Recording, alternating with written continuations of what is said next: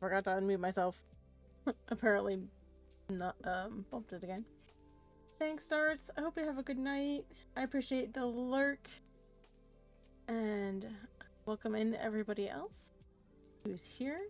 I appreciate you all for being here. Tonight we're going to continue our story with Age of Darkness chapters 18 to 20.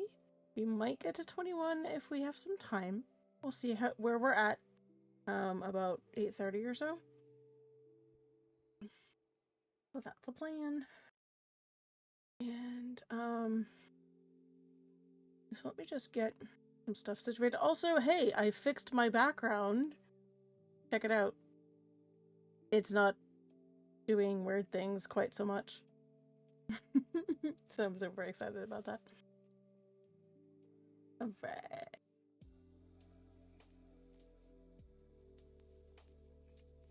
I know, I actually popped into the OBS support server yesterday, and they gave me some pointers on some things to do. Tossed them a log file, and they said, hey, if you're having encoding overload, try fixing your background, because they saw that it lists the plugins that you have for your OBS. So they suggested swapping out the one that I had been using for my background to the NVIDIA video effects, which seems to have fixed my background weird flipping issues. So I'm actually super excited about that. Right.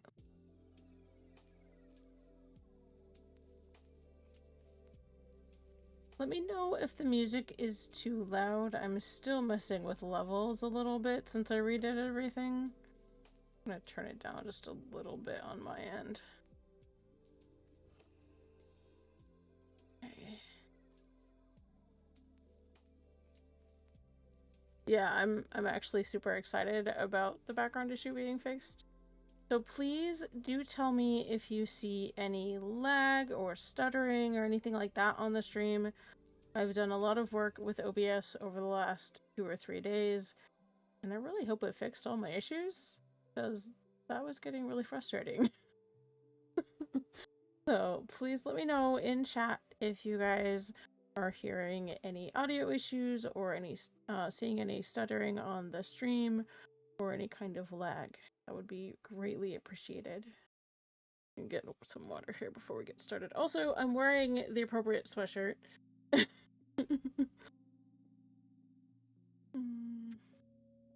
So, alright. And I also figured out that I can have a dynamic mute button on my Stream Deck. Or I can do it on the mic itself, actually. Either one. So that was actually super handy, because sometimes I would forget to unmute my mic up here. Yeah, my mic is literally right here, underneath my hand. So sometimes I would forget to mute my mic. I distinctly remember one stream where I spent the first 20 minutes of stream muted and didn't realize it. You know, streamer issues. It happens. Alright. We're going to start this evening with chapter 18 of Age of Darkness. At some point, I would really like to get a prompter, because you can set it to auto-scroll. One of the problems that I'm having right now that I've been noticing is when I'm reading from the screen, I have to manually scroll the text, and sometimes I'll catch myself actually looking down because I'm reading the bottom of the screen. I did actually. I switched back to my previous camera. I never did figure out what was going on with the Facecam Neo. I think it was because it was trying to use the virtual backgrounds and it might have been overloading it. The background is actually working through OBS now. So it's directly through OBS. It has nothing to do with the camera itself. So I'm back on my Anchor camera that I had. So, yes. I do still have the other camera, but until I can figure out what's going on with that, and or maybe I just won't use the virtual backgrounds. Maybe I'll swap it out and do a test Sunday night or something, or Friday. That's a really great point, actually, Wraith. It's like I said, I'm doing a lot of kind of tech stuff, testing, just to see if I can get stuff sorted out, because I wasn't having the encoding overload before I reloaded my computer. So I suspect that may have been due to the fact that it reset all of my hardware drivers and stuff to default. So it could be any number of things, honestly. So, and and the other thing, you can't see it, but I have a key light up here, kind of off screen. That's really the only light. Well, okay, hold on. I have a light up here. Which do you guys like better? This lighting or that lighting? Which do you like? Because I can run either one. I have a desk lamp over here, and I have a key light over here. So what do you guys think? Just trying to get some feedback on the lighting. Does it look realistic? Is it a good color?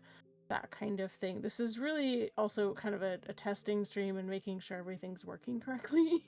So if you guys could give me some feedback in the chat about audio, and any kind of stuttering or lag, that would be fantastic. Okay, so it's better with both of them? Okay. I was thinking about getting a second key light at some point, just to have another light over here, because the other light that I have is actually back here. But it's enough light that I actually get light over here, which is good. Oh, yeah. Alrighty.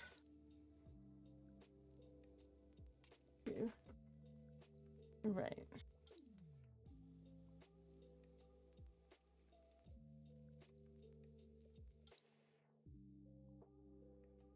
Just situating my screen a little bit. There we go. I've been trying to turn my second monitor a little bit so that I can see it better, because I have my main one directly in front of me. So, just trying to turn it a little bit so I can see everything on the second monitor. Because I tend to have OBS over there when I'm, well, actually, whether I'm reading or gaming or, you know, anything like that. Yeah, Mike is actually down here. Because I'm trying to see the screen. Might actually put it over here. Yeah. Just adjusting it a little bit. So if you guys are getting any weird directional stuff, let me know. I've tried a couple different places for the mic, and clamped to the desk over here seems to be the best. Alright. Now that I have spent, you know, almost 10 minutes messing with my stuff. Sorry, give me one sec here. Okay. Now that I'm done messing with all of that stuff. But yes, my next thing that I would like to get is a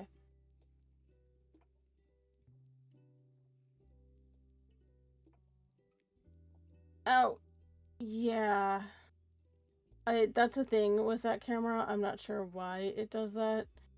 I don't actually have the software installed, so I'll have to look at that.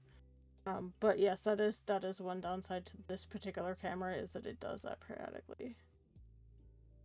So I will, like I said, I will do some testing over the weekend if I have some time, maybe Friday, and see if I can get that sorted as well.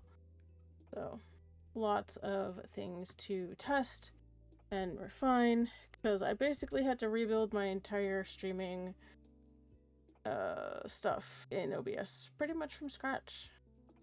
Because I I ended up reloading Windows, so I had to reload all of that. Alright. Get a little bit more water.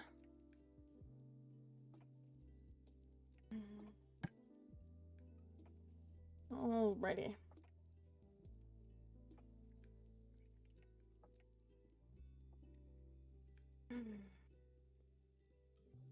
Age of Darkness. Chapter 18. Catan, the Jedi Praxium. Marin stared out over the grassy meadows and the dense forests surrounding the Praxium, wishing she could get lost in them.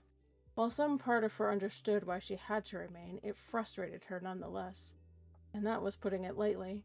She sighed and pulled one of her knives from her belt, turning it over in her fingers with practiced ease. She almost didn't hear Ethan come up behind her before he straddled the low wall that she sat on.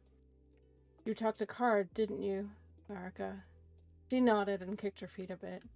"Alec, he said that you had something planned and that I was to remain here." Ethan ran his left hand through his short cropped brown hair as he nodded. "Yeah." He looked around a bit, ensuring that they were alone before continuing. "Marika, some of the colonists on the Tanagas moon have reported seeing strange people. It's a brief sighting here and there, but it concerns them. They wanted me to tell you." Marin sighed, cursing softly. The knife she'd been turning over in her fingers stopped moving. "Hirtzot, there?" Her fingers curled into fists in her lap. He nodded once more. "Card's been made aware of the situation, and he's permitted you to accompany me on a recon mission. He feels that your skills would be well suited, as you know the terrain better than almost anyone." Again, she nodded. She felt slightly cheapened, but she knew that he was right. After a moment of silence and a deep breath, she looked him in the eye. "Let's get going." Tanagas 5. 5 kilometers from the Durza home. The sound caught his attention from where he was keeping watch. From its direction, he thought it might have been the snare he'd set, but that had been a long while back, and there had never been any indication of someone coming from that direction. It made him curious as he walked carefully toward the location. He was young, but experienced at this particular kind of thing, and he knew caution was necessary when so many of his comrades had been killed recently, quite brutally. It surprised him even more when he got to the snare. He'd set it up to haul whoever was caught into the air when it was tripped. It was simple, and he'd always thought the most straightforward traps were the best. The surprise was who he'd caught. He was expecting anything but the young girl hanging there currently. "Well, well," he said softly as he looked around the area and saw the weapons lying about. "What have we here?" Marin cursed, her frustration rising as she tried to calm herself. She'd been tracking an odd presence, and she'd gotten rather careless. She squirmed in the trap, but it only worked the ropes even tighter. Her squirming, however, had also caused most of her blades and other weapons to fall to the leaves below. Her gaze snapped upwards at the footsteps. That voice! It sent chills down her spine. She closed her eyes as she tries to calm herself and figure out the trap. He was almost amused at her efforts to escape the snare. "There's only one way to get out of that once you're caught," he said as he gestured to her blades laying about on the ground. "And that's laying all around here." He smiled briefly, before picking up one of the knives and studying it, flipping it around and looking along the edge. "Nice balance," he said as he looked it over. "A little light for my taste, but for someone like you." She glared daggers at him and reached for it in the force. "Put it down!" "Oh, confident, are we?" he asked as he continued to study the knife in his hand. "You're in no position to command anything." He saw an engraving along the blade near the grip and studied it closely before looking up at her. "This is a Mando blade. Where did you get this?" "I made them." Her voice was firm, but there was a faint edge as she stared at him, mentally searching her fatigues for another blade. She found none. Her lips thinned a bit as she stared at him. "What's it matter to you, anyway? You're not even supposed to be here."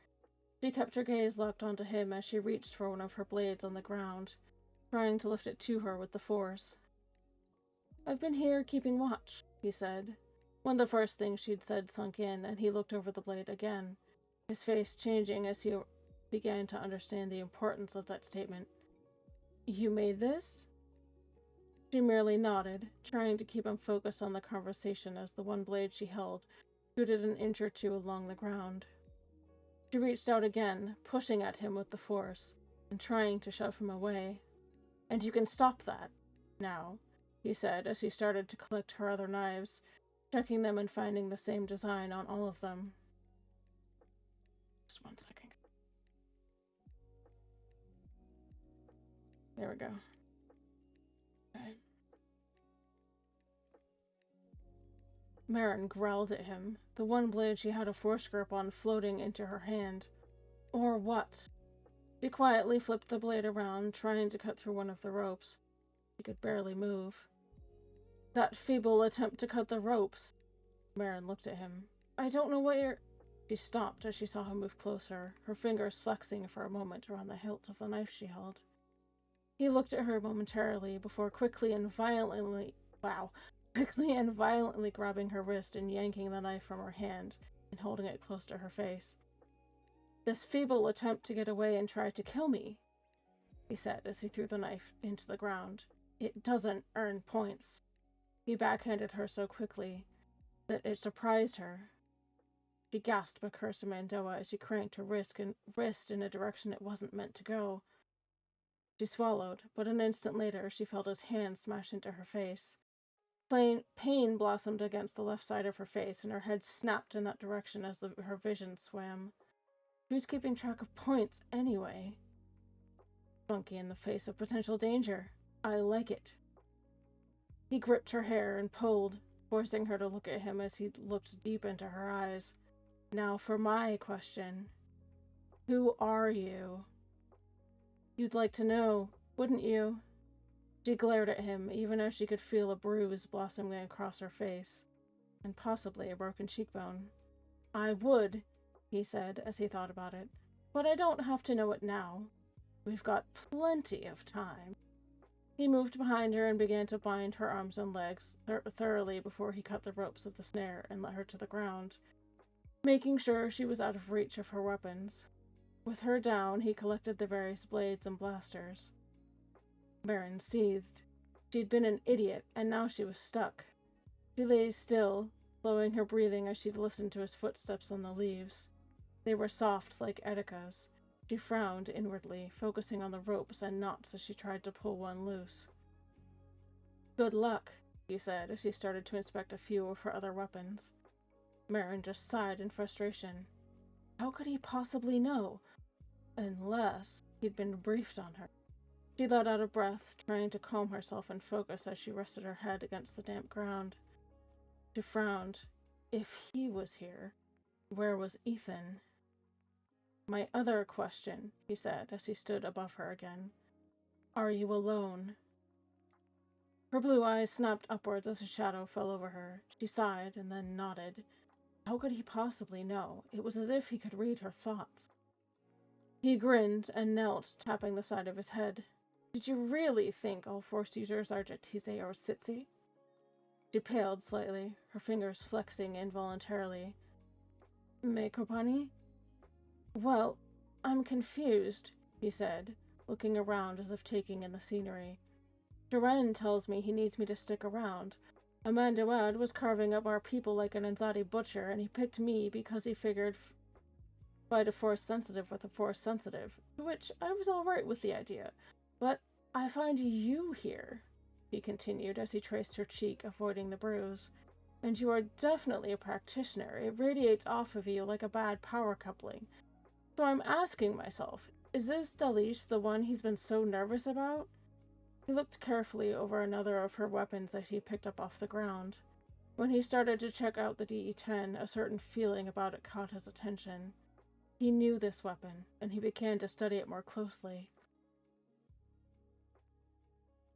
Marin yanked her face away, but she looked back as she saw him pick up her DE-10.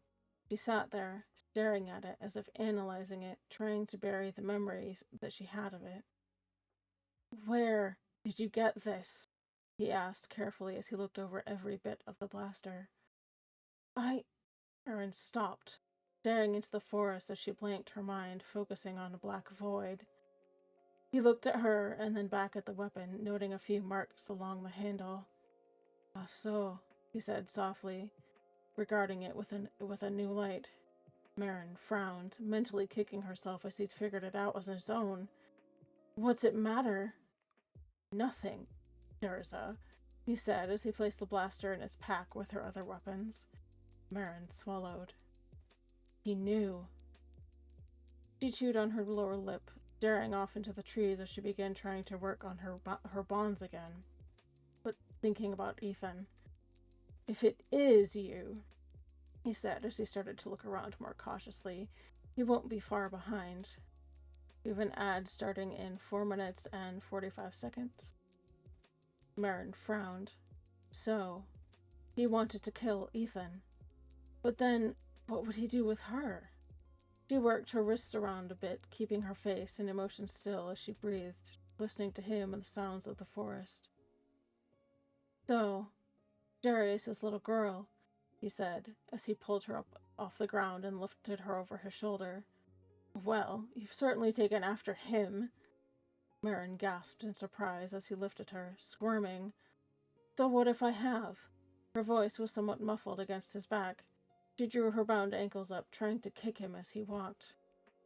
"I didn't necessarily mean it as a bad thing," he said as he felt her trying to kick.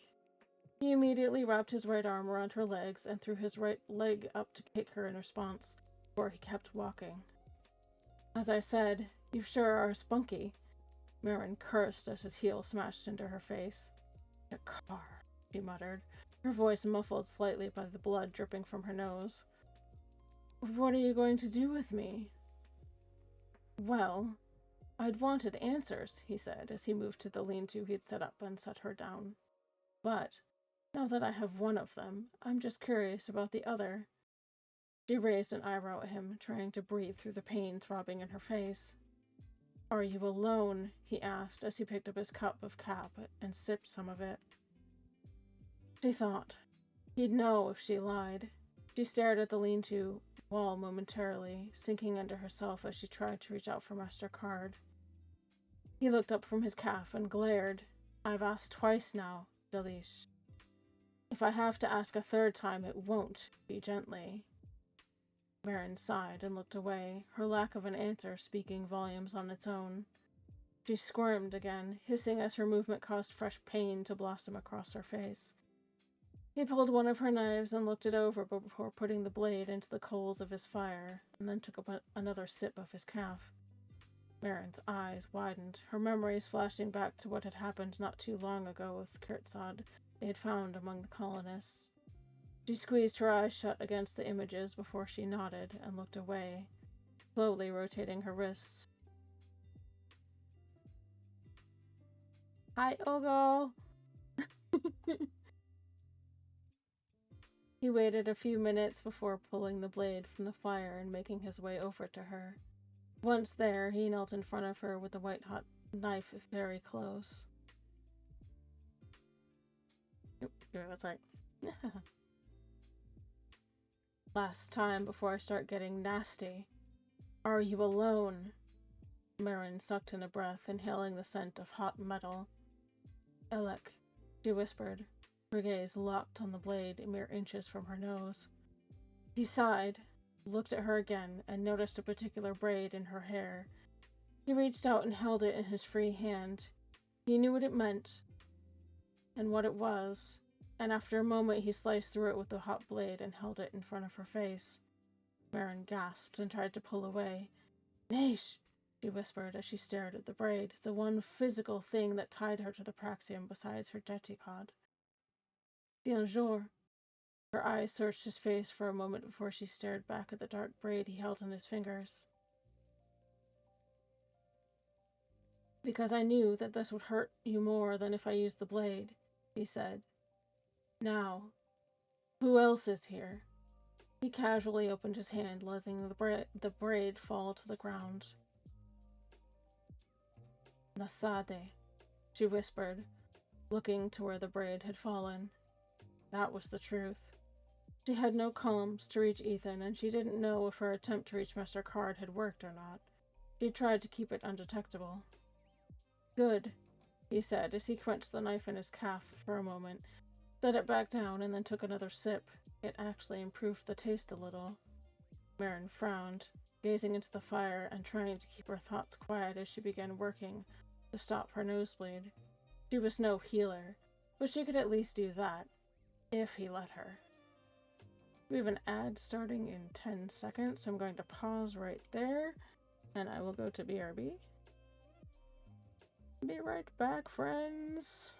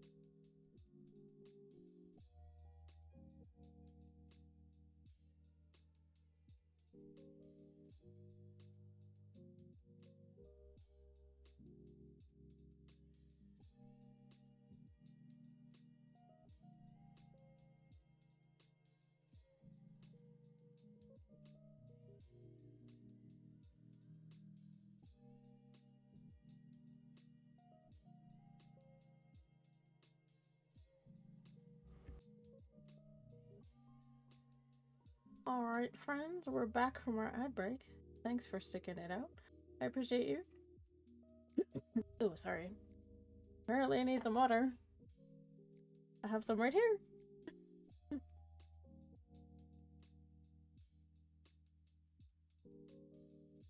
Alright.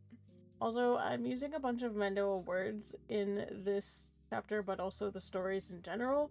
If there's a word that you don't know, please feel free to ask in chat. There's also a translate command which will yell at me and ask me to translate it for. Oh, thank you. My shoulders are super crunchy.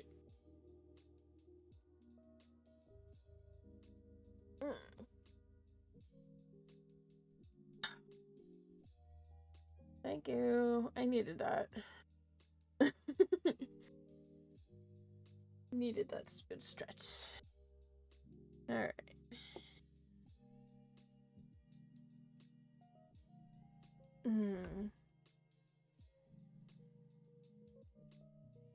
Healing techniques I don't care if you use, he told her. Of course, you could have avoided that altogether by not pulling spunky stuff. But then it wouldn't be you, I suppose. She glared. How would you know? Oops, give me one sec. Oh, it changed songs, okay. Changed songs on me. Waiting for that to actually catch up.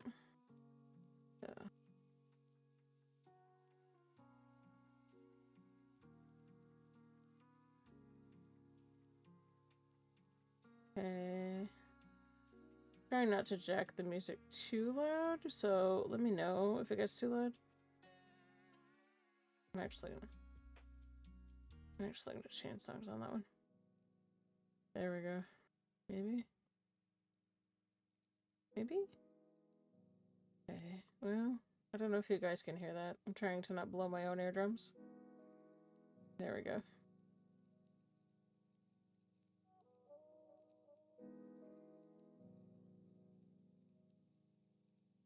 Okay.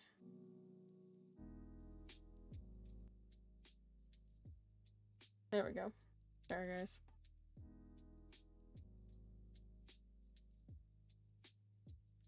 Ah! It may not be who you think it is. I know, I just had to turn it down because it was really loud. I'm sorry. Let me turn it down a little bit more.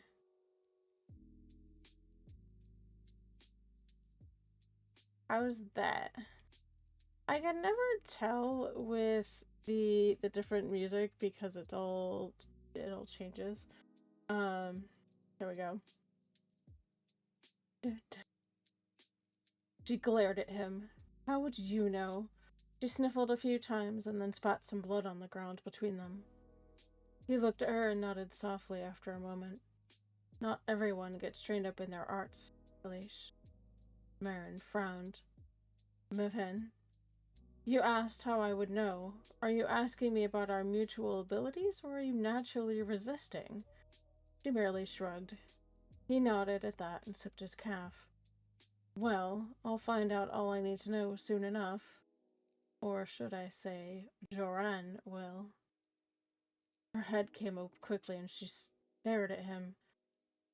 How? Why? She rotated her wrists again, trying to work them loose. Oh, you'll find out, he said as he pulled one of her DE-10s from his pack, flipped the selector over to stun, and fired it at her. She twisted, trying to move out of the way, but she felt her body go limp, and then she knew no more as she slumped against the wall. Here we go.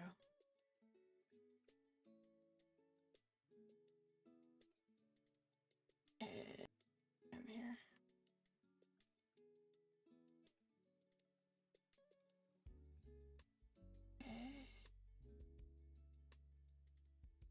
Okay.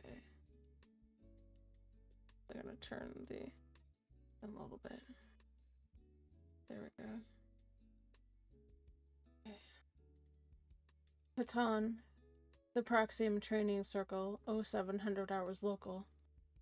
The morning air was cool as Callista stood in the Proxium's training circle. She took a few moments to calm herself and center before moving through some Terraskasi forms. The breeze gently ruffled her hair as she moved.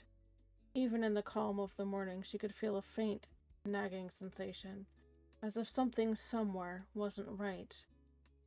Ethan was walking up the steps, still in his Beskar gam except for the helmet. He knew when he needed outside help and who to talk to. She continued working through her forms, her forehead creasing slightly as she felt a presence near, and a troubled one at that. She finished the kata, wiping her forehead with the sleeve of her training kimono before bowing towards the center and stepping out of the circle. Just who I needed to see, Ethan said as he saw her appear from where he was walking into the outer corridor around the courtyard. J'ai t'varter, Etika. What can I do for you? She said, cheerfully, taking a pull from her canteen. Ethan looked around, making sure they were alone and knowing what would happen when he mentioned it, because he wasn't one to beat around the bush. He moved in close. Marin's missing. She stopped in mid-sip, choking a bit. Mevhen? How long ago did you see her? She went off on a tracking assignment 3 days ago, Ethan told her as he closed the gap between them, keeping his voice low. I know where she disappeared and started to track what trail I could find, but it went cold. I came here because there was a buzz in my mind the entire time I was tracking, as if something or someone was making me lose the trail. When something like that happens, I know who I should turn to for this hunt. She frowned. You suspect a Force user, then? I hardly think it could be Marin throwing you off, Is it possible that perhaps she ran into some trouble? She frowned and looked at him closely.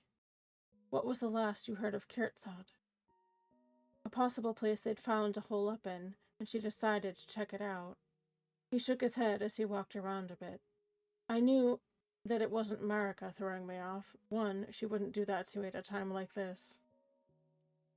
Ethan, did they dig in on Nagas? She asked carefully. I think so, he told her as he pulled a blade from his thigh pocket. Because, too, I'd found this at the remains of a snare, and she would never leave one of these behind.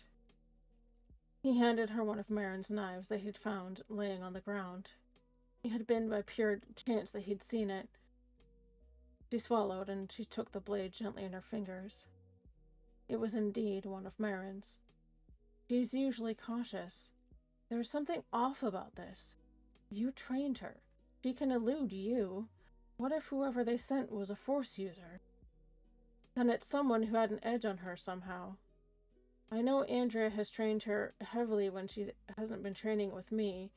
Whoever it was that bagged her, they're skilled in both areas because what trail I did find was very little. It took all of my fieldcraft to follow it even as far as I did. What exactly did you find? Anything besides the knife? The remains of the snare that caught her. It hoisted her up in the air so fast all of her weapons must have been knocked loose, because I discovered imprints of them on the ground. Found the impressions of the boots of whoever found her. He must have been where he stood for a long time, because when he was on the move, they were lighter, almost non-existent. Any piece of her clothing, hair, anything like that? Callista frowned and leaned against the nearest column, thinking. And Stefan's not around, so whatever help you have, it's just me. And that's just what I need, he told her. You know what we're up against here, and I've been told that you can get a feel off of objects if necessary. Alec, I can, she said softly, gripping the short hilt in her fingers, careful not to smudge prints if there were any. She stared down at it, her eyes unfocusing as she reached for the knife in the Force. She felt a grayness around it. The grayness was tinged with frustration and a bit of despair. Ethan, she's frustrated at herself, but there's something else. I feel despair. She looked up at him sharply. What could cause her to feel this way? Despair? He asked as he looked puzzled. I have no idea, Cal. She's never shown signs of it the entire time I've known her, unless she's still holding feelings back from Jarius' death. I don't know. I can't pinpoint the cause, but something that happened during this whole thing really rattled her. I could imagine if the very fact of getting caught rattled her, but despair? Ethan was having a hard time understanding it, much less believing it. Callista closed her eyes to get a more precise impression. Slowly, images began to surface, emotions, and then she saw it. Her fingers clenched around the knife before she looked up at him. Whoever it was, he used this blade to cut her Padawan braid. That caused Ethan's eyes to widen as he knew the importance of it. Why would... He was getting her to talk. Somehow, he knew. That means more to Marin than almost anything. What it represents. Ethan gritted his teeth. He would do anything he could to make her talk, and he went right to that. She nodded. She's dedicated her life to this path. To both paths. To take that outward expression of it from her was worse than anything physical he could have done. I want to skin this guy alive already, said. He mumbled a curse in Mendoa. If I take you there, do you think you might be able to pick up the trail where I left off? Possibly. Much like when I was looking for Jarika's Gam. Commander rest his soul, she whispered. She closed her eyes briefly. She's not dead. I would have felt it. We'd best leave word with Lady Card if Stefan returns while we're gone. Dylan's here, so I can leave once I fill him in. All right, I can get the ship ready in minutes, so let's get to it. She nodded and gripped his shoulder momentarily before turning to go. I'll see you at the house. And then she was gone to find Dylan and to change. I'm gonna get a drink of water here.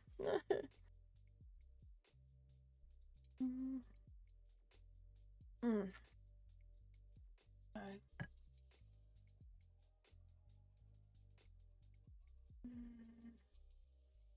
Edmonton, Catan, the Office of Jedi Intelligence. With a heavy sigh and a muttered curse in Mandoa that she'd picked up from Marin, Sharon sat back from the glowing screen of her terminal. The sun was beginning to set over the mountains that marked the pass to the Praxium on Mount Adon. She'd been at this for hours, and Force only knew where Zan was. It had been weeks since she'd heard from him. The last calm she'd gotten that she was to meet him on Catan along with Althea and move the Office of Intelligence there. That had been weeks ago. She'd already submitted a missing persons report. Still, she doubted anyone would go looking for him. Not with the state of affairs between the Republic and the Jedi, not to mention that of the Mandalorian. She did her best to lead the intelligence division in his absence, but she was still only a Padawan. Some felt that she wasn't worth their time, even if she was the acting director. She pinched the bridge of her nose and pushed away from her desk, shuffling over to the conservator to grab a Nutrigal. What the criff was she supposed to do? Zan was missing, and the few knights still active in the intelligence division were slowly dwindling. No matter how hard she tried, she still couldn't explain that one. A few steps back to her desk, and she dropped into her chair again with a sigh, cracking the seal on the can she held in her fingers. After one long swig, she set it down on the desk with a muted thunk, rubbing her eyes before she turned back to her terminal. She blinked a few times rapidly, squinting at the message queue on her screen. There were several marked high priority. Criff, they all seemed to be high priority these days, but one in particular stood out. It was from Ethan, which was not something she expected. Though she'd worked with him a few times, she knew he tended to keep to Catan over their Mandalorian systems unless a contract or Marin's training took him elsewhere. The message was longer than usual, and the content was anything but.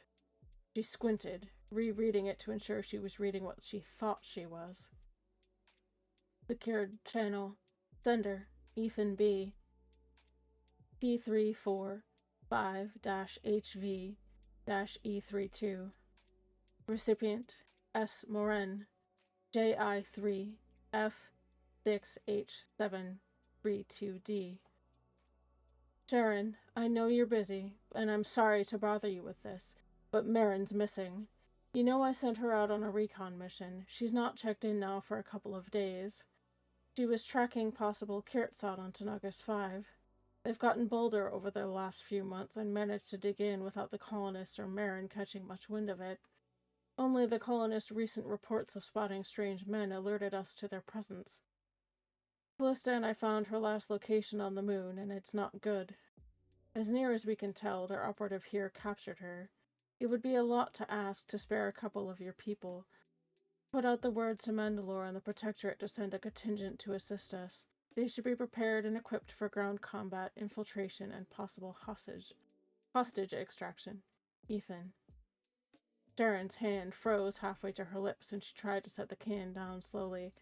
Her hand was shaking badly. She didn't know Marin all that well, but she still considered her a good friend, regardless. A long silence filled the office as she closed her eyes, trying to calm her first instinct, which was to rush off and find Marin herself. It took her several minutes to calm down, and when she did, she began drafting some messages of her own. The first was sent to Ethan, which she scrambled and sent directly to his comm.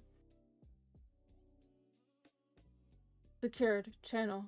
Sender. S. Moren. Recipient. Ethan B. Message received. Reinforcements en route. Best of luck. S. Moren. The second was longer and went to a different recipient entirely. She'd had little chance to speak with the Mandalore herself, but with Ethan openly telling her, she wasn't about to ignore him. Her hand still shook slightly as she began typing once more. Secured. Channel. Sender. S. Moren. JI3F6H732D. Recipient. P. Morut. M-340-BTX. Sorry. Priority message follows. Mandalore's eyes only. Mandalore, I apologize if this message comes at a bad time. Ethan has told me to contact you directly. Marin Durza is missing and has been for the last day or two. Evidence found at the scene strongly suggests Deathwatch's involvement. Please find hollow images attached. Ethan requests a small contingent equipped for ground combat, insertion, and possible hostage extraction. Please advise on ETA as soon as possible. In service, S. Moren, Jedi Intelligence Division. She signed the message, scrambled it, and sent it before leaning back in her chair. She only hoped they got the message in time.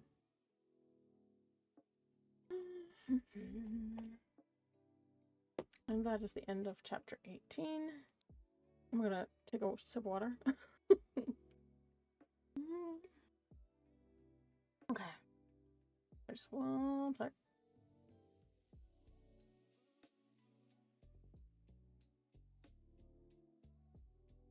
Let me turn the music down just a little bit. Is that any better?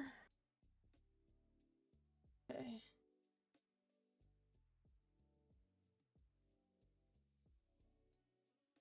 Okay. Alrighty. Chapter 19. Coruscant.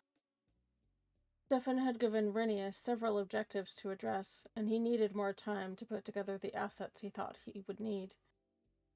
Part of that included having to call for a quick audience with Jameson and the clan council to make his request for assistance from the Admiralty. The meeting results awaited his signal on the outskirts of Catan's regular space lanes. Here was fully cloaked, with 2 assault shuttles occupying half of her cramped rear hangar space, while the Marine assault teams that would use them were using the other half for bunks and exercises. If he needed them, they could be planetside quickly, while Kier could hold back any ship in the Republic fleet at least for a short time. With them in place, all that was left now was actually to get down to Coruscant herself. Despite the increasing hostility with the Empire, somehow calling it the Remnant didn't fit anymore, and everyone's suspicions about the New Republic's motives. It hadn't been hard for Renius to arrive unnoticed. He had taken the X-Wing Andrew had given him to land in a private hangar, unknown except to a few. The cloaking system developed by Nib Cadre helped, as it was the same type used by Phoenix Squadron's X-Wings, or Z-Wings, excuse me. His father's Blue Talon and Catan's Hakana-class warships, as well as the New Republic's Night Hammer in use by intelligence. He arrived utterly undetected. He walked the streets casually, dressed like any other pedestrians along the way. He needed to blend in, and his robes would have done just the opposite. He didn't feel out of place, though, or even defenseless, for that matter. He had training in several martial forms, including lightsaber combat. His coat and the vest and shirt he wore underneath contained several of the tools and weapons he kept on himself at all times, a practice he'd picked up from his father, and his lightsaber was concealed beneath his coat.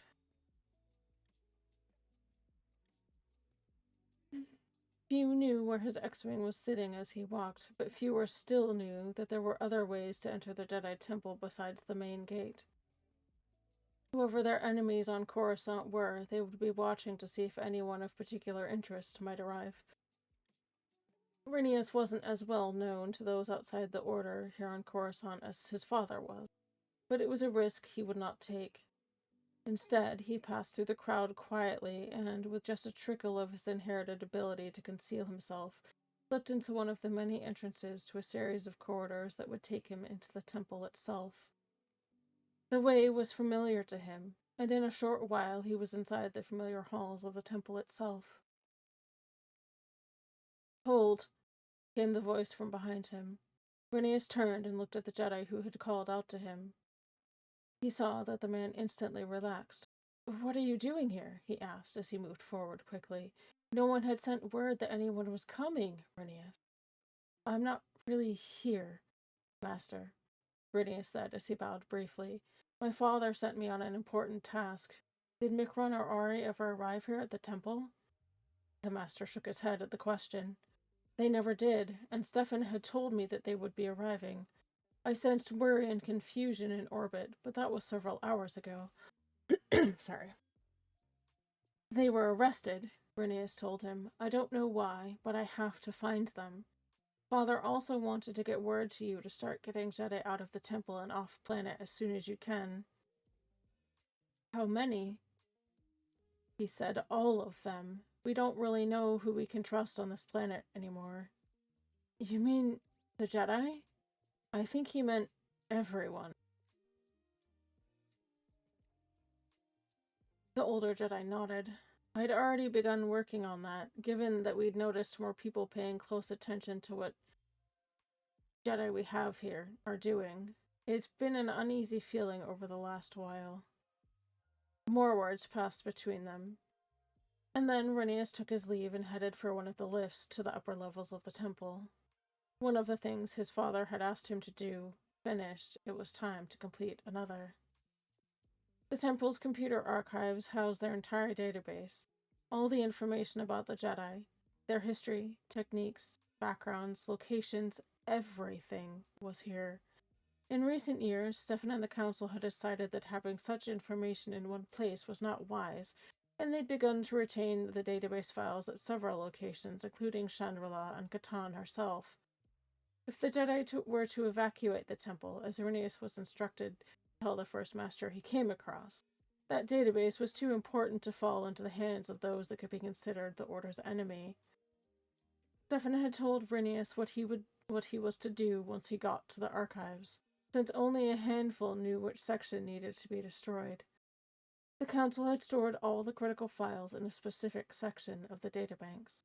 With some hesitation, Irenaeus stood there as he pulled his lightsaber from his spot inside his coat and sighed. I'm sorry to do this, he said, to no one in particular, as he lit the blue blade and rammed it into the memory cluster in the databank, letting it vaporize the material entirely before he drew the blade along, so that it could destroy the others in this section. The job finished, he withdrew the blade and proceeded to do the same to 2 other databanks in the room. No one would be able to access the data now. Now for the hard part, he thought, as he returned the lightsaber to its place in his coat. Find Mick and Ari. We have an ad starting in just under 3 minutes.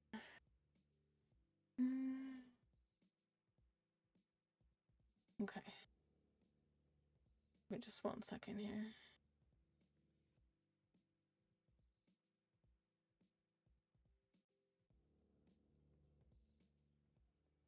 Okay.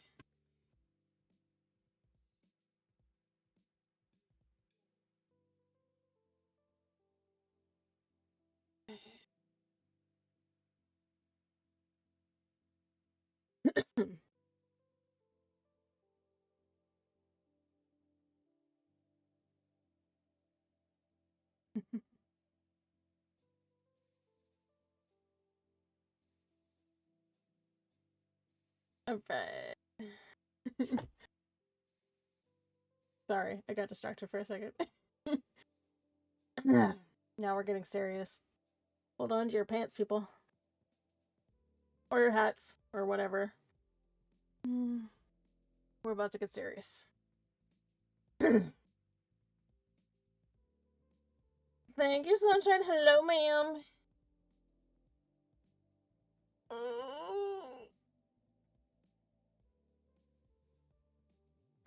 You have the most amazing timing, lady. Posture check? Okay. I am. I'm trying not to lose my voice. Sorry. I do have water, I promise. Right here. A whole bunch of it. Okay. I was just telling chat that we're about to get serious. So hold on to your hats. Your blankets, whatever you got, because we're about to get serious. Thank you for that shout out, Wraith. I appreciate you. Alright. Let me know if you guys can hear the music at all. It's not, I can hear it, but I just don't want it to be too loud for you guys. We have an ad. Actually, I might want to wait because we have an ad starting in 40 seconds. So I'm just gonna chat for a little bit while we wait for that ad to start. I am well, Sunshine, and I'm really glad to see you. I know that you've had a lot of craziness going on for you lately, so I hope things are settling for you.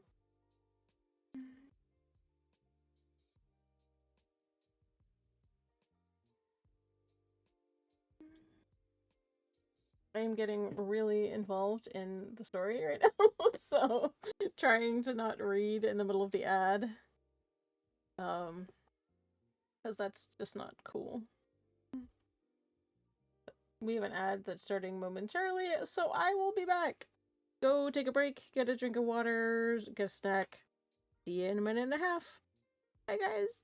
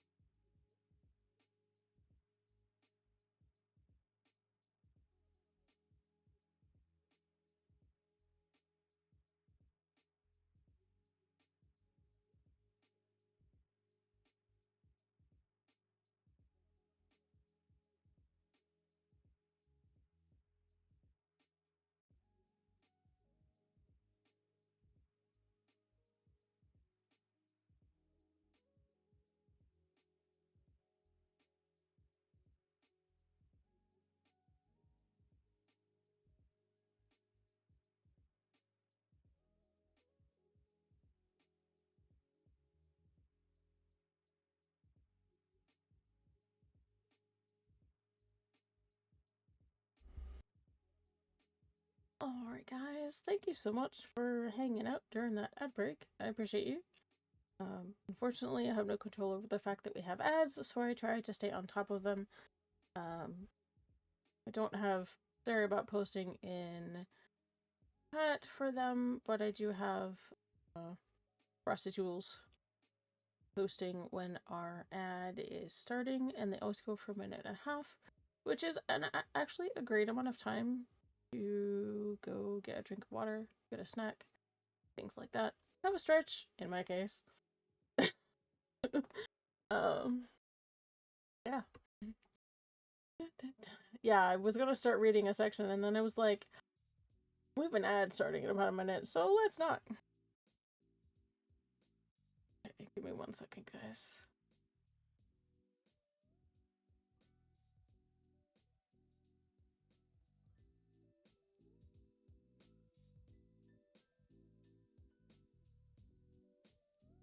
I'm still trying to get my...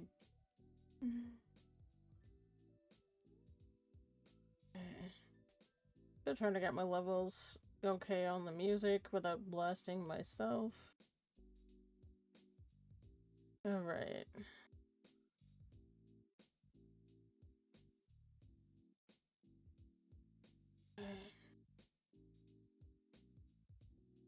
Okay. Awesome. Yeah, it's a delicate balance because unfortunately, like I said, I had to redo everything. A little week or so back, something like that. So, still resetting all of my levels to all the things. Okay. Hold on to your hats, kids. Bistine, sod base. Marin regained consciousness slowly. Wherever she was, the air was cool and almost chilly compared to Catan. She could feel it against her skin. Rolling over, she could feel the rough fabric of a blanket under her cheek as she did so. She blinked, trying to open her eyes, but found only darkness. And as she moved, she was rewarded with an all too familiar jolt. Stun cuffs. Surely they didn't think. She tried to touch the force then, and nothing. There was nothing but a black void. Ah, so we're awake now, are we? A voice called out from the corner of the darkened room. Marin closed her eyes, listening as she'd been taught. It was off to her left. She turned her face that way, biting her lip for a moment as she tried to suppress a groan from the pain across her face. Mekopani, she asked evenly. Impressive, the voice said with genuine interest. She really does hide it well, as you told me when you brought her in. Well, what do I want? Let me see. He stood up and walked over to where she lay on the bed. I believe I have part of it right now, he told her as he knelt, his fingers reaching up to remove the blindfold. And I'm sure that the rest of what I want, answers, will come in good time. Marin turned her face in his direction, but all she saw was armor. She raised an eyebrow at the armored figure, something jarring in her memory. I'm not going to tell you a Shabla thing. Defiant to the last. I like that, he said with a smile inside his helmet. Like father, like daughter. Her eyes narrowed and her shoulders tightened. You're Duran. It wasn't a question, and her voice was pure venom. Good, Duran said as he removed his helmet and looked her at her eye to eye. Very good, Delish. Marin glared, even though she was trying to calm herself. What is it you want from me, Duran? Oh, we'll get to that later, he told her as he stood up. Right now, I'm going to wait and see if anyone else decides to show up to look for you. And I'll have a little surprise waiting for them. She swallowed, hoping desperately that someone would find her. She turned over again, the springs of the bed squeaking in protest, as she was rewarded with another jolt from the stun cuffs. I wouldn't overdo it too much, he told her as he turned. By now, you already know we're ready for anyone like you when we set up this room. And don't worry, I'll be back to start our conversation. She glared. Why so concerned all of a sudden, Duran? It's not like you. Concern? He asked with a grin before he slid his helmet back on. Who said anything about concern? Wear yourself out if you want, Delish. It'll make getting answers out of you that much easier. She glared, her gaze moving slowly around the room. She'd heard someone else. Keep an eye on her, Duran said as he started to leave. Don't let her get too exhausted. It'll take away all the fun. Marin sighed, laying her head back as she stared up into the darkness. She couldn't feel the other person in the room, but she could hear his measured breathing. Letting her eyes drift closed, she considered her predicament. She was locked in a dark room, cuffed and unable to touch the force. She had no idea where she was, either. This realization caused her to slump a little bit as she tried to figure out the stun cuffs. But she opened them without the force. In August 5. This is it, Ethan said as he slowly entered the small clearing. Traditional Beskar was cumbersome when moving through dense woods, so he'd blended parts of his Beskar plates with tactical gear, making moving through close quarters and underbrush easier. His blaster pistol and Ripper were in thigh holsters, and his carbine was ready in his hands. He had plenty of energy packs and magazines for each tucked into the pouches on his weapons belt, along with every other weapon or tool he felt he would need for this mission. Callista was right behind him as they entered the clearing, and he motioned to where he'd found Marin's knife and where he'd found the remains of the snare. "Whoever set this up," he said as he looked over the area again, "it's definitely someone who knows his fieldcraft. I don't know if Marin even felt a tingle of danger before it was already tripped." Callista frowned, crouching in the leaves underfoot as she studied the area. "If he was as good as you say, and used to dealing with force users as we think, he wouldn't have." Her plates clinked softly as she knelt, resting her hand on the ground. They were here for several hours before they moved on. "That direction," he said as he indicated their line of travel. "As I said, the buzzing worsened as I continued the trail. Maybe you'll have better luck, even be able to find out what was causing it." She nodded, slowly rising to her feet as she oriented herself. After a moment, she took off, walking slowly along the line he'd indicated. "This way."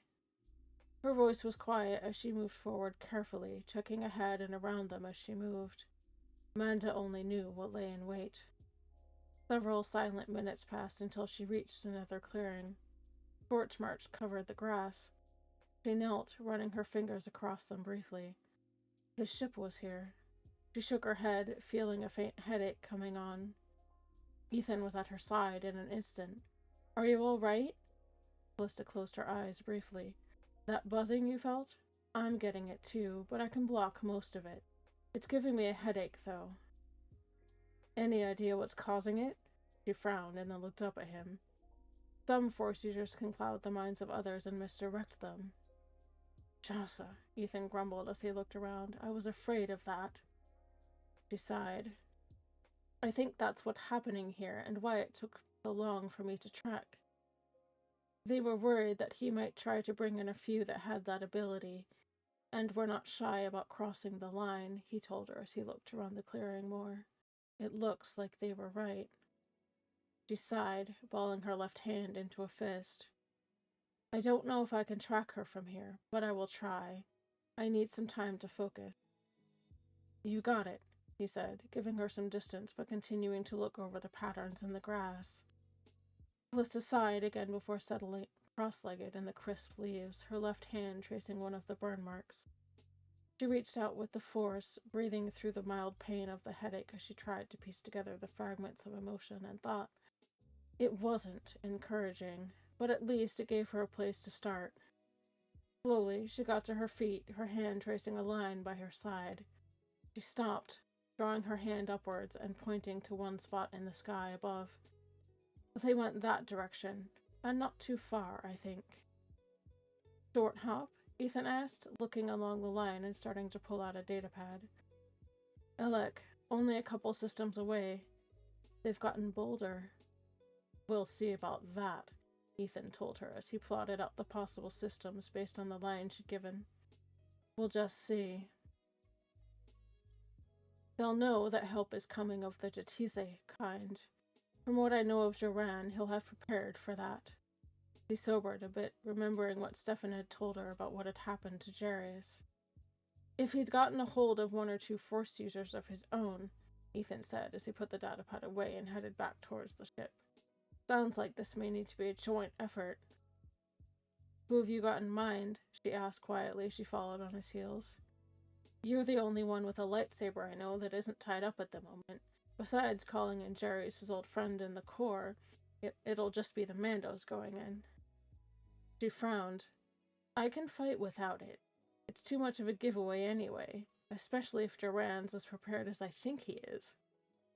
"Well, if he's got one that comes at you with one." He left the rest unsaid. She sighed. "Point made. I suppose we should contact the Marines and see if they can help. If not, we're on our own. I've not heard from anything from Zan in weeks." He nodded as he thought more about it. He has been incommunicado lately. As for Talen's bunch, I'm pretty sure that if I just pointed out where they were, those Katani would have a battle group or two pounding the place before I could get the rest of the Mandoade there. Callista chuckled. Most likely. Shaylin's taken a liking to her, I think.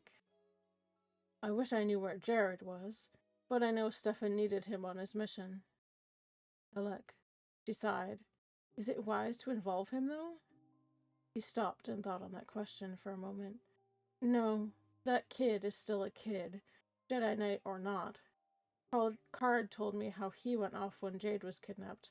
I know Jared would do just about the same. My thoughts as well.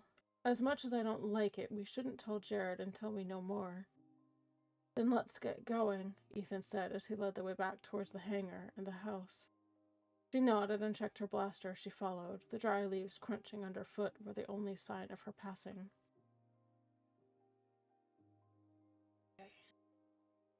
Alright. Looks like we'll be able to finish chapter 20 by 9. So actually that was a good estimate of time. So, craziness. Alright.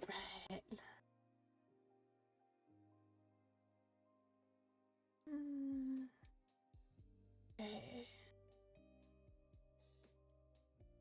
Give me just a second to get a little bit more water, and then I will start chapter 20. It does indeed. Getting intense right now.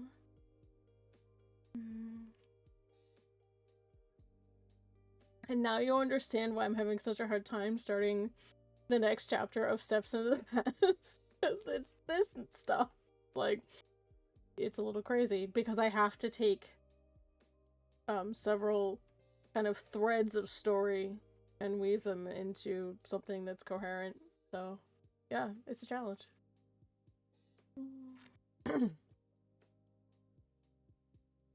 Alright.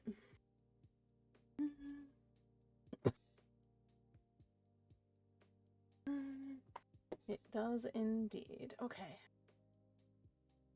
Chapter 20. Bastion.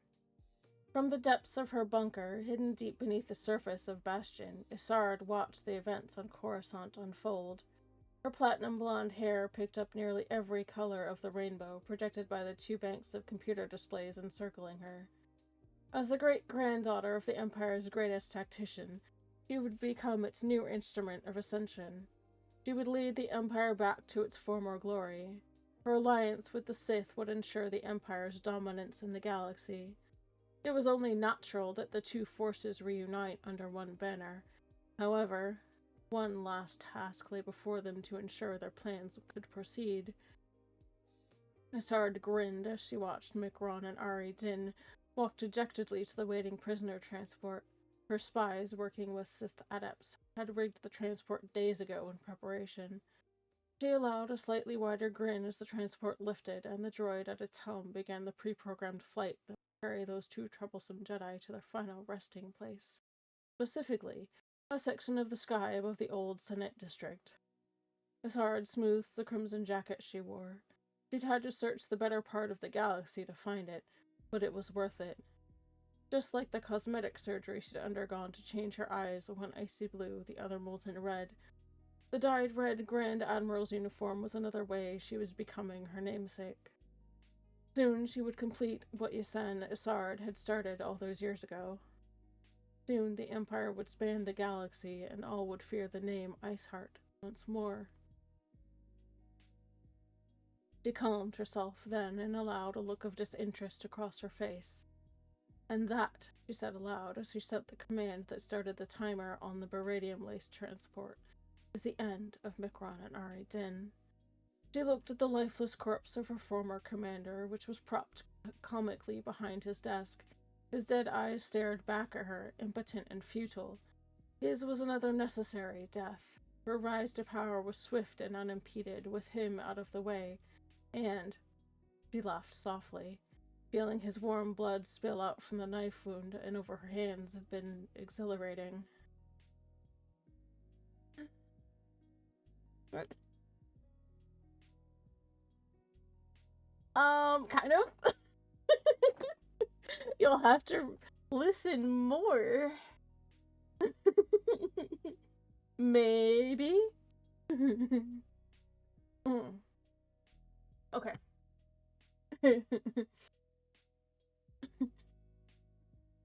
Coruscant, Noara Ven's office.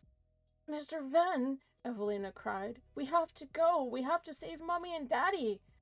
Evelina, Noara tried to soothe her. She was visibly upset. Truth be told, he'd never seen her so worked up. Usually, she was such a quiet girl. They are in no danger. They are merely going to a holding facility for a short time. They'll be back in no time at all. No! Evelina insisted, her small hands pressed against his office window, her eyes scanning the horizon.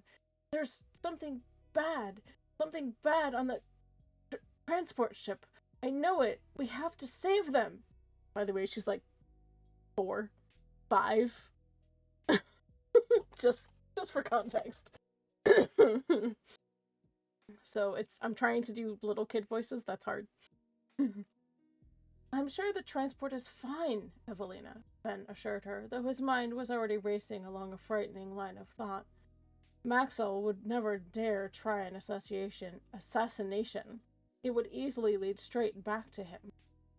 There would be no profit in it, but someone outside the New Republic might have had access to the transport.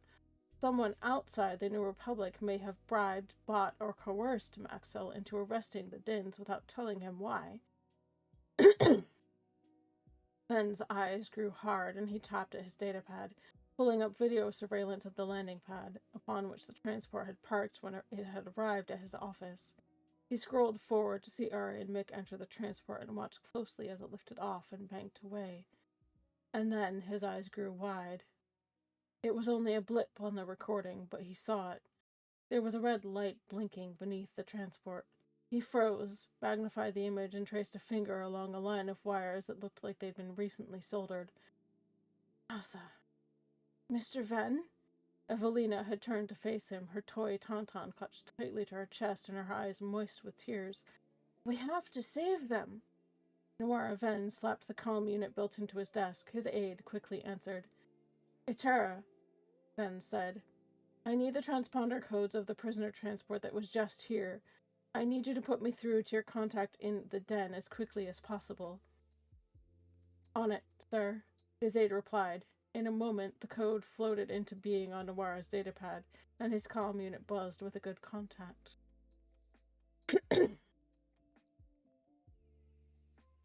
Aboard the transport. Coruscant security having budget cuts, Ari? Mick asked, staring at the grating of the cage where he and Ari sat. Between the grating and the hull of the transport, several Yasamiri rested lazily on their nutrient frames. The transport rumbled and groaned as it flew through the Coruscant skylines. Not that I'm aware of, Ari shrugged in her manacles. Why? Well, these stun cuffs are old enough that I remember the safety catch. Mick turned around and his cuffs clattered to the decking. He rubbed his wrist and crossed to where Ari was sitting. Gently, he went to work on her cuffs.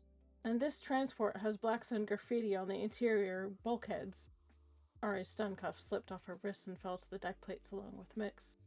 She looked to the patch of wall on the other side of the grating and arched an eyebrow. Black Sun went belly up nearly 50 years ago, she said, a puzzled look on her face. This thing is ancient. Why would they... Shh, Mick said, suddenly alert and listening to the ambient sound. Faintly above the rumble of the transport, he heard it. A slight hissing noise of gas being slowly pumped into the prisoner transport. Comprehension dawned in Ari's eyes a half a second later. Knockout gas! She exclaimed and held her breath. Mick, too, covered his nose and mouth with one hand as he looked around the cabin for some means of breathing without going instantly unconscious. That's when he noticed the Yosemiri starting to droop on their nutrient frames. One by one, the little furry lizards began to close their eyes. As the last Yosemiri fell asleep, the force rushed in on him like a tidal wave. That's when his danger sense flared. He had enough time to grab Ari and try to wrap as much of his body around her as he could. Then, the world grew suddenly hot and blindingly white.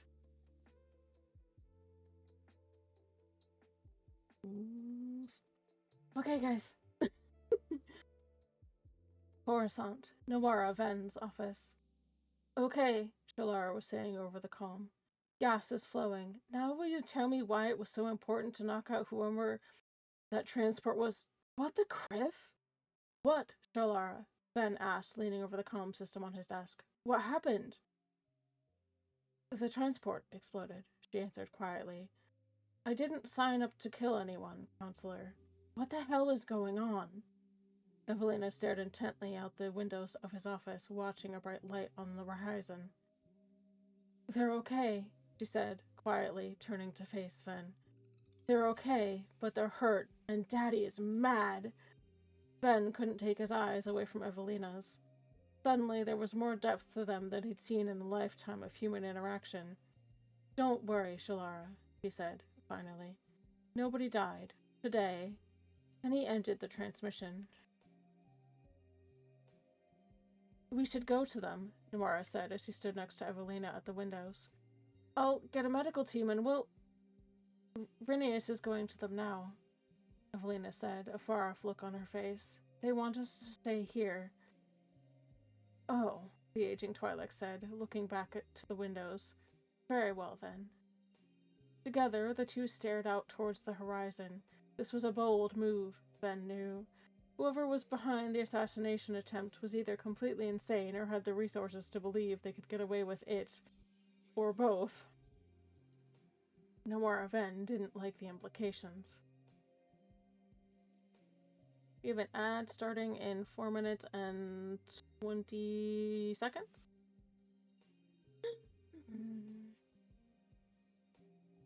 The sound woke him.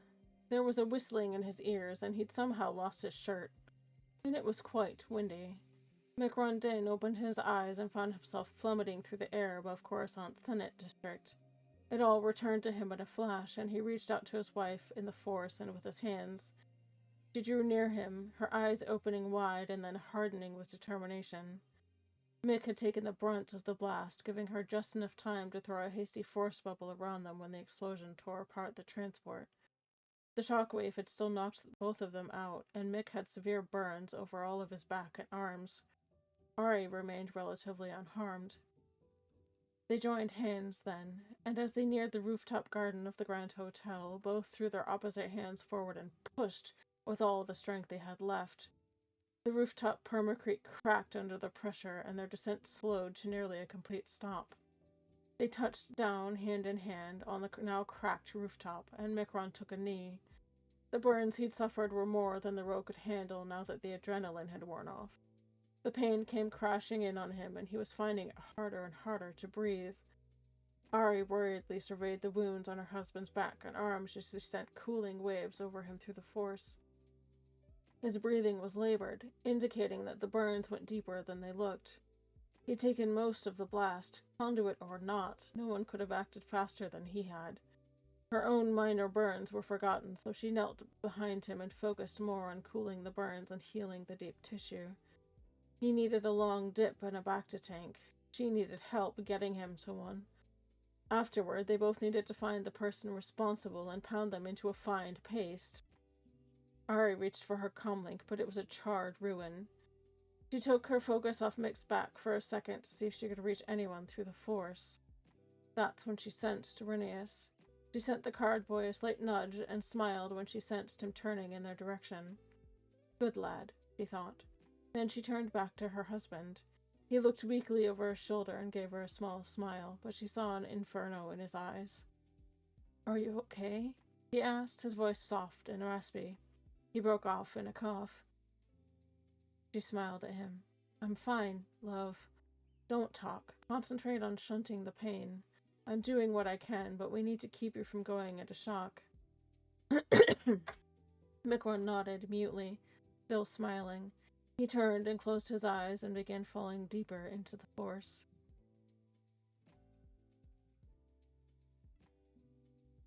Barab 1. They're not going to like this, Nikyar sighed. They're not going to like this at all. Agreed, Vincent Rain said, kneeling over a pile of discarded data disks. The rogues had spent the better half of an hour searching through this network of tunnels and caves to finally reach the prefab bunker. It was a box of duracrete with a thick blast door. The ancient structure may have been some kind of fallout shelter from a time long past. Whatever it was before, it was now the last known whereabouts of a missing Jedi Master. These discs are ruined, Vince said, holding up a cracked metal disc between his fingers and examining it in the dim light.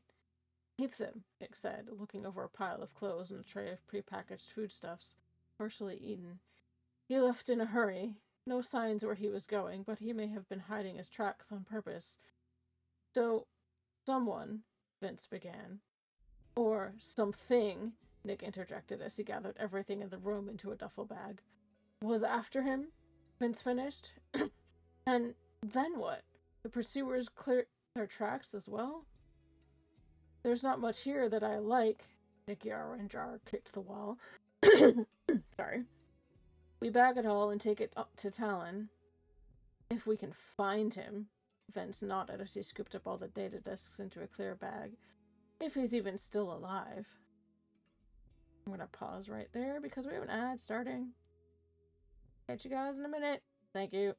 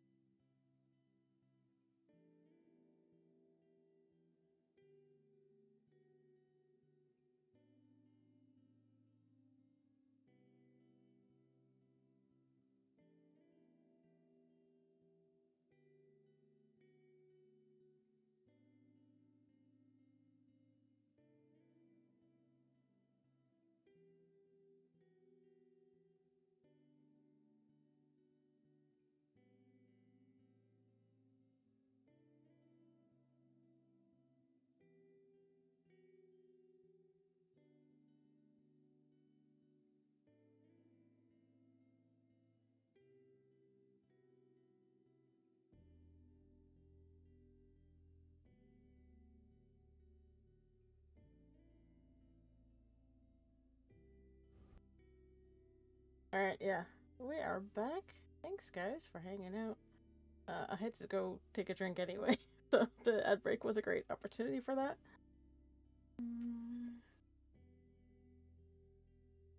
Alright.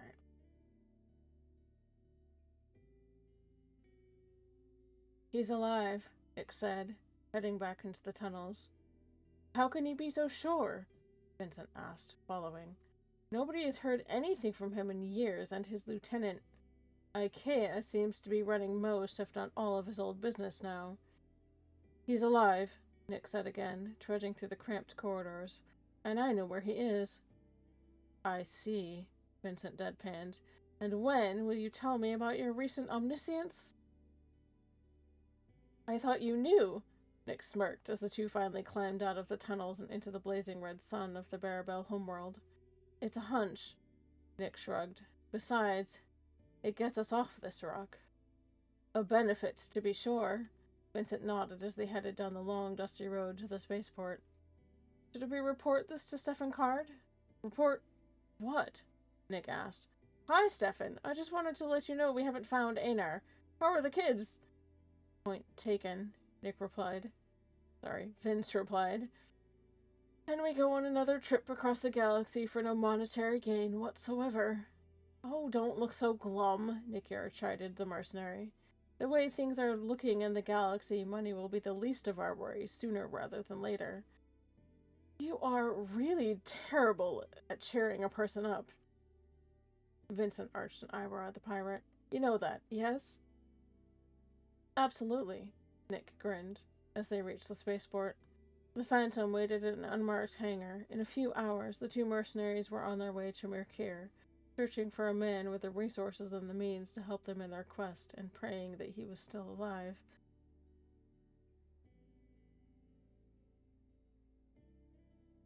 Um, that's the end of chapter 20. Do you guys want me to read chapter 21? It means we'll go past 9, but, if you guys want me to, I will read chapter 21. What do you think?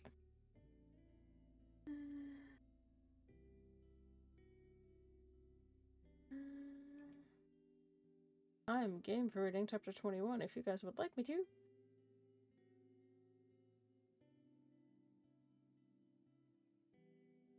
Because it's a little bit early for me to be ending, so...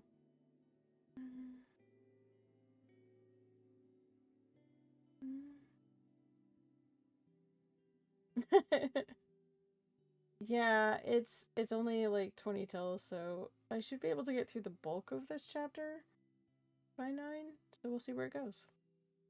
Right, give me just a second while I mess around on Twitch for a second. I'm gonna fix something.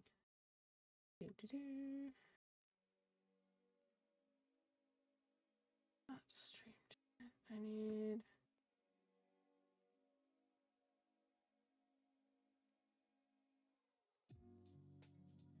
There we go. That's not... Okay. 18 to 21. There we go. Easy enough to fix. Alright.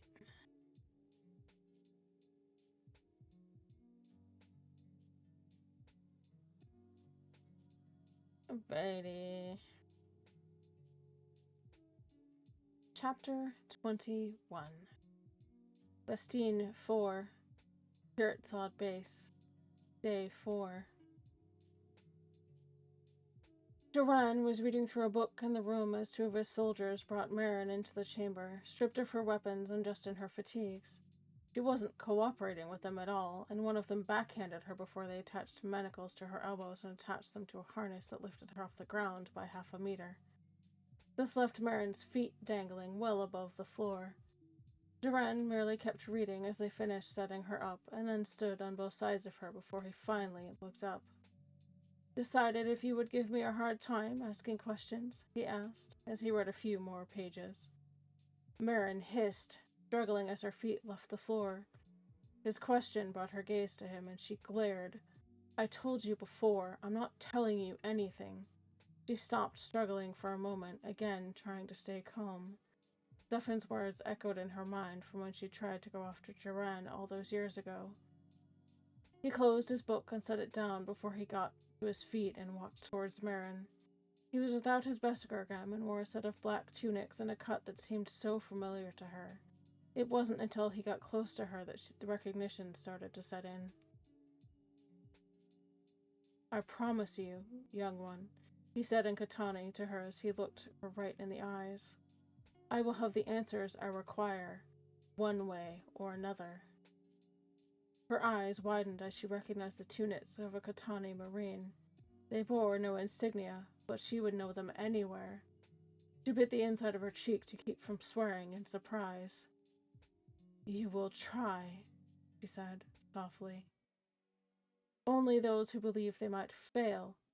Try, girl, he said as he looked off to the right side of her face, noting that some of her hair was singed. What's this? He asked as he traced over the singed hair. Someone severed your braid, didn't they? Your main connection with the Praxium and Her Highness, eh? Marin swallowed. She tried not to think about that, for it caused a cold lump of dread to settle in her stomach. She forced herself not to look away from him, but remained silent. Inwardly, she was seething. What of it? She asked as evenly as she could, already trying to figure out the Shabla contraption that held her. He looked behind him to the other who was there when they'd brought her in. You did this, Laurel? When he nodded, he couldn't help but grin. A nice move. Finding another way to see if she'll talk will be challenging. That was when the dart flew from his hand and embedded itself in her forearm at a particular spot that he'd chosen. Marin hissed in surprise, feeling the sting. Mven? She twisted, trying to dislodge the dart, but found it hard to move. Struggle as much as you want, little one, Denos said as he watched her. No one has been able to make their way around that setup, especially once your hand starts going numb. Oh yes, he said as he held her hand out where she could see. The needle is in a certain nerve cluster. You're not going to have use of that hand for a while once it's removed. A cold chill squirmed its way down her spine. From how he talked, she figured they were a more specialized version of the ones that Ethan used during her training. And that will accomplish what, exactly? She glared at him, her gaze shifting to the other men in the room, the same one who'd captured her. You'll regain use of it after some time, he said. There are nerve clusters such as this one. Just as he said it, another needle found its way into the joint of her shoulder. You might regain the use of that arm if I remove the needle before it's too late. We have some time, so you can start talking to me. Marin gasped before gritting her teeth. But that hurt. At least until she couldn't feel anything. Her blue eyes bored into his. Or what? You think that's going to make me talk? What I'm demonstrating is an old guild technique, he told her as he drew yet another needle from where he'd kept them. The body has all kinds of nerves for different things.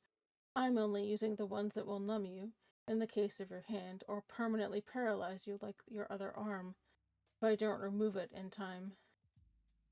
There are also others, little one, that can cause extreme pain when attacked, such as this one. The next needle entered her side, just below her shoulder at the point he intended. It would be excruciating, but not enough to dull her senses. She gasped, a curse falling from her lips before she could stop it. She couldn't feel her arm anymore, but her side. She hissed curses under her breath. He kept it there for a moment, reaching to pull her head back by the hair and getting right into her face. Now, he said, his smile replaced by something darker. Do we have an understanding? She growled and nodded, her eyes wide. There was pain in her gaze.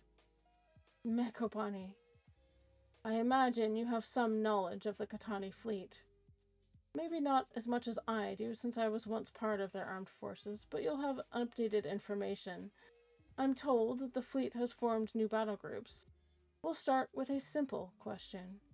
How many battle groups do they have now? Marin frowned as she tried to think past the pain.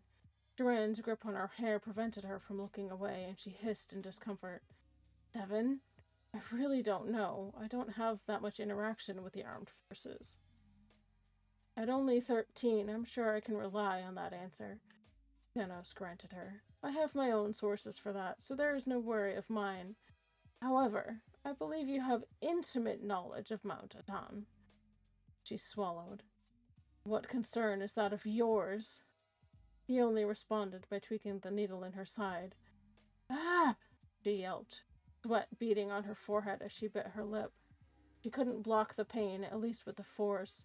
She lifted her head, glaring. I ask the questions now, he told her as he released the needle. Now, how many have attained knighthood through Mount Adon? How many is he training now? She knew exactly who Duran meant by he. Marin swallowed. She stopped, honestly trying to think. Due to her advanced training with Ethan, she spent more time away from the Praxium than in it. That I know of, there have been 2 recently, so I'm sure there are more. I don't honestly know how many he trains these days. She glared, still conscious of the other in the room. Oh, I know you can do better than that, Danos said as he drew another needle. You spent the better part of 3 years in that old monastery, perhaps longer. How many students? She glared. If looks could kill. 15 or 20? It varies. On what? She gritted her teeth.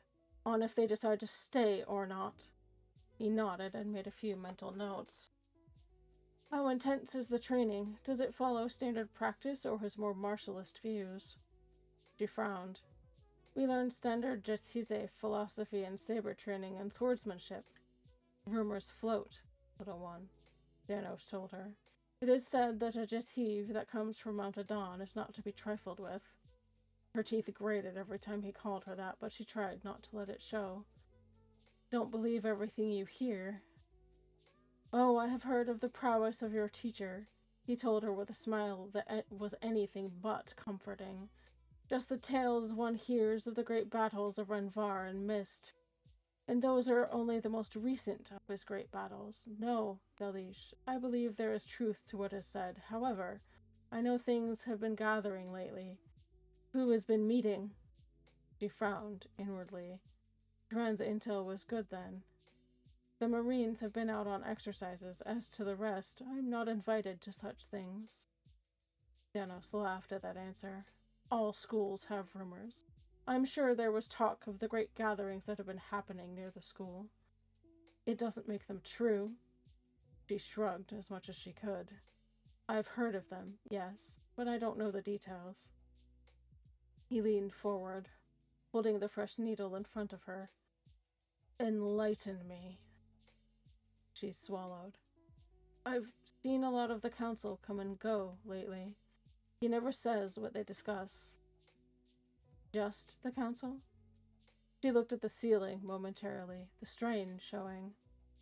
Some of the other allies, too, though I only know them by sight, not name. He nodded, knowing she was still under the pain of the needle in her side. Knowing he was getting the truth, he pulled the one from her shoulder so she could retain the use of that arm, but kept the other two in place for now. Now, where is Ethan? I don't know. Last I'd heard he was out on a contract. That was the truth, at least. Do you really expect me to believe he's letting you take missions alone already? That the princess would? She nodded. It was true. He thought about it briefly, and then quickly reached and withdrew the needle in her side. Take her to her cell, he told the two. She can rest. Bring her back when I'm ready to continue. Marin swallowed, gasping and sagging against their strength as the needle was removed. Her face was pale, and sweat beaded on her forehead as she tried to fight the pain. They let her down, unhooking her from the harness, and started to lead her out as Duran began to consult with Laurel. Marin had lost track of time. The only indication she had was her meals, what little they gave her, and the interrogations by Duran. Her teeth grated every time she thought of him, but she supposed that was how he wanted it. She lay still, conscious of the cool metal of the cuffs around her wrists. If she moved, she'd get jolted full of electricity again. She could still feel the slight heaviness of her left hand and arm, which told her she'd be unable to use the arm much. Jakar, she thought. Her thoughts dark for a moment before she breathed evenly, pushing the thought away. She knew she'd been here maybe 4 or 5 days. That was on top of the 3 days she'd been on recon. Almost an entire week. Ethan would be out looking for her, surely. He knew if she didn't check in, it meant trouble. Slow breaths calmed her nerves as she lay there, the faint breeze ruffling her hair in the darkness. The air was damp and smelled slightly salty. Close to the ocean, she told herself. Few systems near Tanagas held planets with that much salt water. It wasn't Galan. That was more of a dust ball, not to mention that the Katani Navy still had the system blockaded. Marin frowned, trying to remember the astrogation lessons from her father and Ethan. The only systems close to Tanagas that had salt water were Iriadu and Bestine, but the air smelled too clean for Iriadu. She'd been there on a recon before, and the entire planet reeked of starship fuel and garbage, and not in a good way. The salty tang of seawater made the air feel slightly clammy against her skin. It had to be Bestine. She lay there for several minutes, flexing her wrists carefully. Master Card and Ethan had tried to prepare her for the eventuality of capture, and she was glad they had. Though she was kicking herself for revealing as much as she had. She flexed the fingers of her left hand, trying to restore feeling. After carefully flexing her right hand for a few minutes, she felt a slim object fall into her palm. This wasn't going to be easy. She shifted the small tool around in her fingers and began wedging it into the edge of the cuffs where she knew the electricity emitter to be. Some cuffs were predictable in that they were all constructed the same way. She knew the guards were close, but she'd not heard movement inside her cell since they'd brought her back the last time. After several long minutes, she felt a faint jolt of electricity and heard the soft click as the cuffs fell away. Could she get past the guards and away from the base? Vestine, aboard the Werda. I don't see a place to land, Ethan said as he looked over the terrain on yet another section of the islands, which were mainly large rocky spires. Never knew what this planet's terrain was like, and I sure don't like it right now. Callista frowned, tapping away at the sensor console. It doesn't seem like an amiable place. She sighed. How about there? She pointed to a flat patch of ground slightly to the east. Ethan looked it over carefully, judging the space. It may be just enough. Hold on. It took some delicate maneuvering, but he finally felt comfortable enough to finish the landing procedure and started to shut the engines down. Hope our taking the time to find a spot didn't alert them. She frowned again, rubbing at her visor momentarily as she looked over the sensors. No movement that I can sense, but then I'm starting to get fuzzy on sensing things. He looked over at her. Same thing someone tried to pull on that trail we were following, or something else? She frowned a bit. Some of both, but I feel a bit of a void to the west. There's simply nothing there in the Force. Nothing? He asked as he looked in that direction. I hear that only one creature does that, and it isn't native to here. She frowned. Yes, Elmeri. Now, why do you suppose someone would have a Elmeri here? He asked with a grin as he got up and started to go to the weapons locker. She chuckled. Only one reason I can think of, which means we're in the right place. But if so, that means they were expecting us, too. She rose and checked her rippers out of habit. Trap? Trap, she sighed. Almost wish Jarius had known before. She cut that thought off before it went further. He knew something was up, Ethan said as he checked weapons and started to load up. But even he wouldn't have thought they'd bring the building down on him. Hell, I wouldn't. She chuckled. First time for everything. I wish we had some backup. Any luck reaching the Marines? I got a hold of Talon and relayed the word, but I know they're expecting trouble from the imps. Maybe the reps, too, he said as he slapped a new power cell into his carbine and pulled the charging handle. I got Sharon to alert the Mandawade, too. Aye, good idea, that. Though I know they have some problems of their own. She slipped a few spare cartridges into pouches on her belt, checking her sabers. I'm ready if you are. He grinned inside his helmet as he looked over at her. Let's spring a trap. She smirked. What do you have in mind, Etika? First things first. We need to scout and find them. That could take time. Or not. I think there are better choices than heading that way directly. We'll skirt around it. Get a lay of the land before we settle into an idea. Come on. And that is the end of chapter 21. Okay. Alright, guys. Hey, that's actually not bad. It's actually just now 9, so cool. Perfect timing.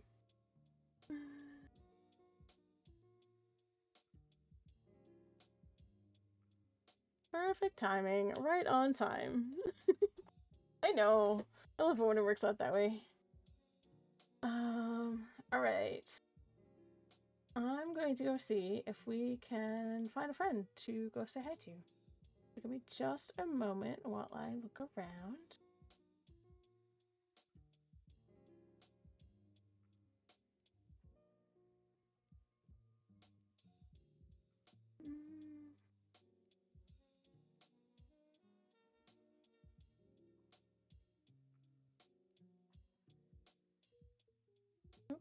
I can't type today. This first raid command is for anybody that is subscribed to the channel, because there are subscriber-only emotes. The second command is for anybody who is following the channel. I would greatly appreciate if you guys could tag along and say hi. Let's see. Let's see.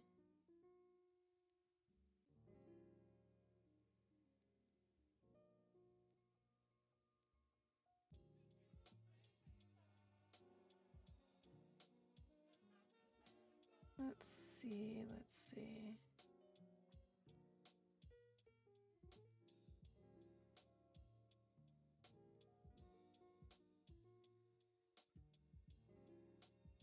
An ad starting in just under 5 minutes. You know what? I'm gonna go raid Mad Viking King, who is a good friend of mine, a fellow streamer. We're gonna go say hi. He's also a military veteran. He's currently doing special events. We're gonna go say hi. And let me get the raid going here. So, let's see.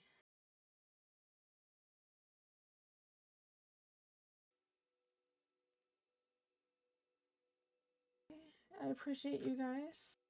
Have a great evening, and I may stream again on Friday if I feel up to it, but my next scheduled stream is probably going to be next Wednesday, which will be SWTOR. So, thank you so much for being here tonight. I appreciate each and every one of you. You're amazing. You're awesome humans. Please take care of yourselves, and remember that you are valued and loved, and that I appreciate each and every one of you. Give me just a second while we get going here.